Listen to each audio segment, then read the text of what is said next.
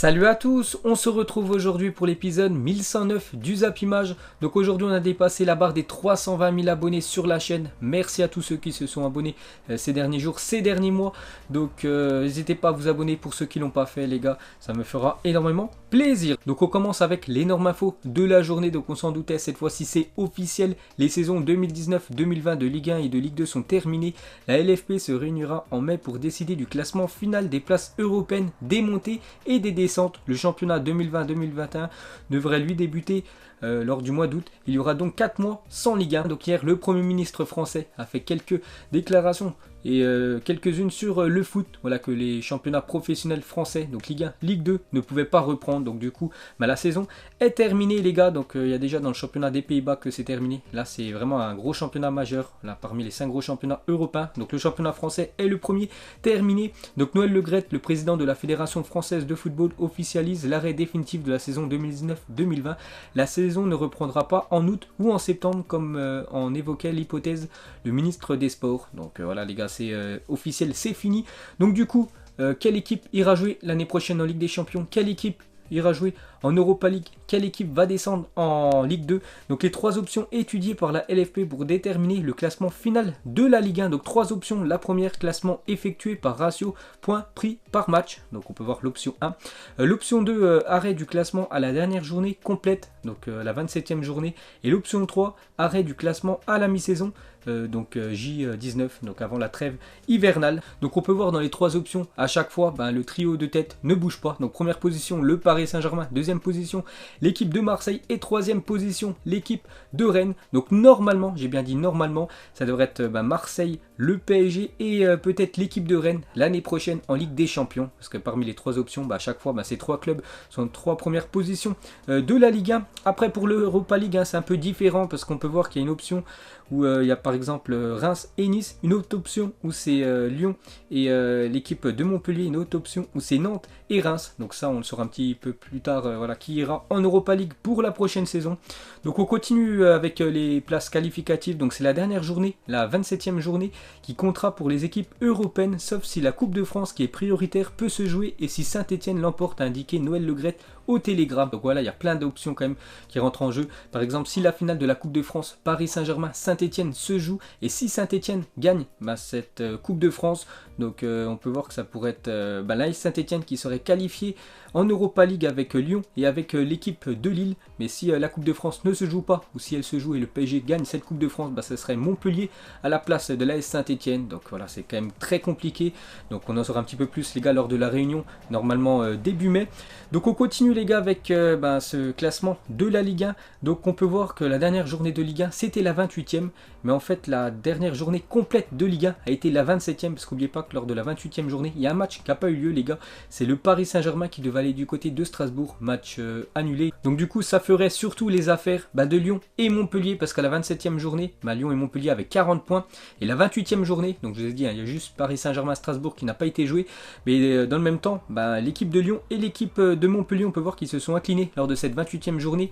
Et Reims et Nice, eux, se sont imposés lors de cette 28e journée qui n'a pas été complète vu qu'il manque un match. Donc ça pourrait faire les affaires de Lyon et Montpellier si on prendrait en compte la fin du championnat à partir de la 27e journée. Donc vous avez vu les gars, c'est très compliqué. Donc on en saura un petit peu plus lors de la prochaine réunion. Ensuite une déclaration de Jean-Michel Aulas. Donc il a dit: je pense qu'il y a une voie alternative qui consisterait à suppléer cette fin de championnat par une série de playoffs pour le haut et pour le bas qui aurait lieu en août, peut-être même en juillet à huis clos, parce qu'il sait que son équipe de Lyon va quasiment sûr à 100% louper la prochaine édition de la Ligue des Champions. Au mieux, ils joueront l'Europa League, donc il aimerait simplement qu'il y ait des playoffs. Donc par exemple, le 8e joue contre le premier, le 7e contre le deuxième, puis à la fin, il y a 3 équipes qui seraient qualifiées pour la LDC, mais à mon avis, ça se fera pas. Ensuite, on revient sur cette fin de championnat et on revient sur Noël Le Graët, le président de la FFF. Donc il a dit: je suis pour l'application des règlements. Il devrait donc y avoir 2 montées de nationales en D2.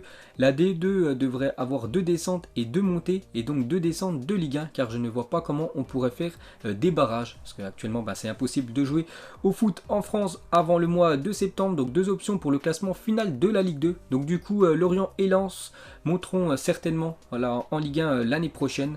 Donc si les promotions bien évidemment sont maintenues. Ensuite on va parler du Paris Saint-Germain. Une déclaration du président Nasser veut finir la saison de Ligue des Champions, même s'il faut terminer la compétition à l'étranger. Donc il a dit: s'il n'est pas possible de jouer en France, nous jouerons nos matchs à l'étranger en nous assurant des meilleures conditions de sécurité sanitaire pour nos joueurs et notre staff. Donc il a dit ça sur RMC Sport. Nasser, le président du Paris Saint-Germain, parce qu'on sait que maintenant en France, c'est impossible de jouer un match de football avant le mois de septembre. Donc si la Ligue des Champions, on peut dire, se finit, donc le Paris Saint-Germain, normalement il y a un match à domicile, donc ce match à domicile devra se jouer à l'étranger. Peut-être par exemple si à PSG Barça en quart de finale, le PSG devra jouer une fois au Camp Nou et l'autre fois dans un autre stade après à définir en Europe. Donc le PSG veut continuer la Ligue des Champions coûte que coûte. Et pour finir avec le Paris Saint-Germain, donc les négociations piétinent pour une baisse de salaire des joueurs du Paris Saint-Germain, parce qu'actuellement vu qu'il n'y a plus de championnat et au PSG vous savez qu'il y a des très gros salaires, dont le salaire de Neymar, c'est quand même plus de 3 700 000 € par mois, et actuellement il n'y a plus de foot, donc bien sûr son salaire il le touche à 100% Neymar, et on peut voir que les joueurs ne veulent pas entendre parler d'une baisse de salaire, donc les joueurs du PSG ne veulent pas entendre parler d'une baisse de leur salaire. Les pourparlers entre Leonardo et l'effectif n'ont toujours pas abouti, et aux dernières nouvelles ils patinent même, le temps presse pour Paris, parce que c'est beaucoup d'argent actuellement dépensé par le Paris Saint-Germain pour quasiment aucune rentrée d'argent.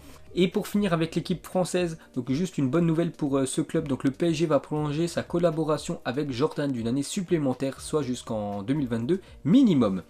Ensuite les gars, on va parler d'un joueur, lui c'est tout bénéfique pour lui les gars, l'arrêt du championnat, c'est Gelson Martins.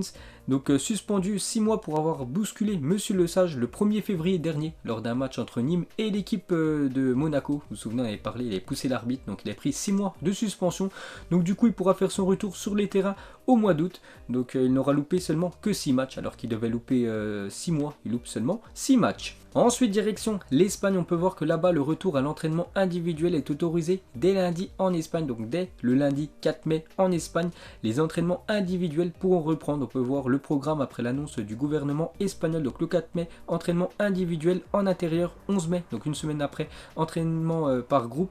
Le 26 mai, entraînement collectif. Donc toute l'équipe pourra s'entraîner ensemble. Et le 7 ou 14 juin, normalement, j'ai bien dit normalement, reprise de la Liga à huis clos. Ensuite, quelques infos transferts. On commence avec André Onana. Une réunion a eu lieu il y a quelques semaines entre l'agent d'Onana et le Barça. L'Ajax demanderait 40 millions d'euros, un montant bien trop élevé pour le club catalan. Les autres clubs intéressés comme Chelsea ou le Paris Saint-Germain ne veulent pas non plus mettre 40 millions d'euros. Donc on a parlé qu'il y a quelques jours, André Onana, le gardien camerounais de l'Ajax, allait certainement quitter le club parce qu'il avait mis un message sur Instagram. On peut voir qu'il y a quand même des belles écuries européennes qui aimeraient s'attacher à ses services, mais 40 millions d'euros, c'est beaucoup trop cher pour ce gardien Onana. Ensuite, Leroy Sané et Hansi Flick, donc l'entraîneur du Bayern, ont échangé pendant plus de 30 minutes par téléphone aujourd'hui. Les deux hommes ont discuté de leur plan pour un transfert cet été. Donc l'été dernier, c'était la cible numéro 1 pour le Bayern. Donc après, il y a une grave blessure, Leroy Sané. Mais pour cet été, les gars, c'est vraiment l'objectif numéro 1 pour le Bayern, c'est de recruter l'attaquant de City. Ensuite, pour continuer avec l'équipe allemande du Bayern, donc l'Inter est proche d'un accord avec le Bayern pour le transfert définitif d'Ivan Perisic, très apprécié par Hansi Flick. Le montant de l'opération n'a pas filtré, donc actuellement il est prêté par l'équipe de l'Inter à l'équipe du Bayern Munich. Donc il plaît très bien à l'entraîneur qui aimerait tout simplement l'acheter définitivement. Ensuite, une déclaration de Nainggolan, le milieu de Cagliari. Il a dit: si les conditions sont réunies, pourquoi pas retourner à l'AS Roma. J'ai vécu de beaux moments à Rome, la vie est très naturelle. Donc en gros il veut quitter cette équipe de Cagliari et pourquoi pas retourner à Rome dans quelques semaines. Ensuite, des nouvelles de Pierre-Emerick Aubameyang, donc lui aussi il y a de fortes chances qu'il quitte son club dans quelques semaines. Donc Arsenal juge préférable de vendre Aubameyang cet été après avoir mis fin aux négociations pour une prolongation de contrat. Donc déjà son contrat expire en juin 2021, donc il lui reste 1 an de contrat. Donc si Arsenal veut récupérer une somme, il faut absolument le vendre cet été. Donc l'Inter Milan apparaît comme le favori pour le signer, mais son salaire élevé pourrait constituer un frein. Donc d'après l'Express, on peut voir aussi les clubs intéressés par le Gabonais, donc l'Inter, United, Chelsea, le Barça et le Real Madrid. Ensuite, selon un journal allemand Kicker, donc des clubs français surveilleraient de près la situation de Mario Götze, actuellement en difficulté du côté du Borussia Dortmund, donc peut-être un départ en Ligue 1. pour le buteur de la finale de la Coupe du Monde 2014. Ensuite, on va parler de Arsenal qui va reprendre l'entraînement la semaine prochaine, annonce le club. Les joueurs s'entraîneront individuellement et rentreront chez eux dès la fin de l'entraînement. Donc lundi 4 mai, les gars, il y a pas mal d'équipes quand même qui va reprendre l'entraînement dans l'équipe de Arsenal. Ensuite, il y a un an, jour pour jour, CR7 devenait le premier joueur de l'histoire à passer le cap des 600 buts marqués en club. Donc c'était en plus lors d'un gros match en Italie. En Serie A, c'était Juventus Inter Milan. Il avait marqué un but d'une frappe surpuissante. Donc c'était il y a un an, jour pour jour, le 600e but marqué par CR7 en club. Ensuite, une déclaration de Mbappé sur CR7. Il a dit: le plus beau but que j'ai jamais vu, le but de Ronaldo contre Buffon. J'ai eu la chance de jouer avec Buffon et il m'en a parlé. Et le sentiment qu'il avait quand c'est arrivé pendant ce but légendaire, donc je dirais que celui-ci. Donc voilà ce que dit Mbappé sur Cristiano Ronaldo. Ce but magnifique, ce retourné acrobatique que tout le monde a vu au moins une fois dans sa vie. Pour Mbappé, c'est le plus beau but qu'il a vu dans toute sa vie. Ensuite, le flow de cette photo est juste incroyable. On peut voir les débuts de Cristiano Ronaldo du côté de l'Angleterre, du côté de Manchester United, avec certainement le plus gros entraîneur de United de l'histoire, Sir Alex Ferguson. Donc une photo collector. Ensuite, regardez les buts additionnés aux passes décisives dans les 5 grands championnats européens depuis la saison 2017. On peut voir un joueur vraiment qui se détache de tous les autres. C'est Lionel Messi, en tout 125 buts, donc où il est impliqué dessus. 88 buts et 37 passes D pour l'Argentin.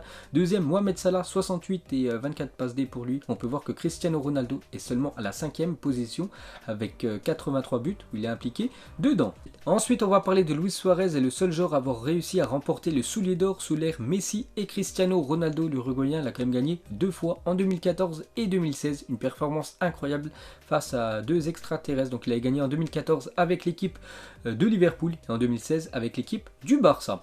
Ensuite, regardez la une aujourd'hui du journal AS en Espagne. Donc le Real Madrid a le meilleur centre de formation d'Europe. 83 joueurs formés dans les catégories inférieures du club jouent en première division, dont 41 d'entre eux hors d'Espagne. Donc voilà les gars, une petite info sur le Real Madrid.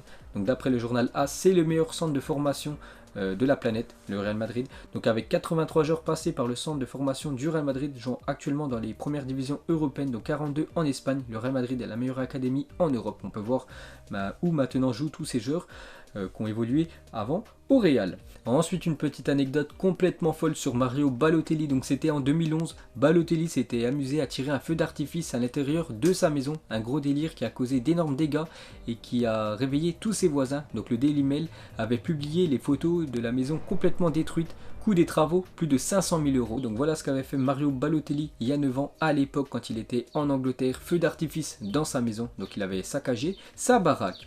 Et pour finir ce Zap Image, donc selon vous, quelle a été la plus belle finale de Coupe du Monde parmi les 4 dernières entre Italie-France, Espagne-Pays-Bas, Argentine-Allemagne et France-Croatie? Donc moi je mettrais quand même France-Croatie parce que déjà c'est la finale où il y a eu plus de buts, 4-2. Donc 6 buts dans la rencontre et pour moi c'est la plus belle finale, surtout parce que bien évidemment l'équipe de France a remporté cette Coupe du Monde. Donc vous mettrez tout ça en commentaire. Donc voilà les gars, la fin de ce Zap Image 1109. Donc si ça vous a plu, un petit like et je vous ferai l'épisode 1110 demain. Donc moi je vous laisse et je vous dis à la prochaine comme d'habitude. Ciao à tous.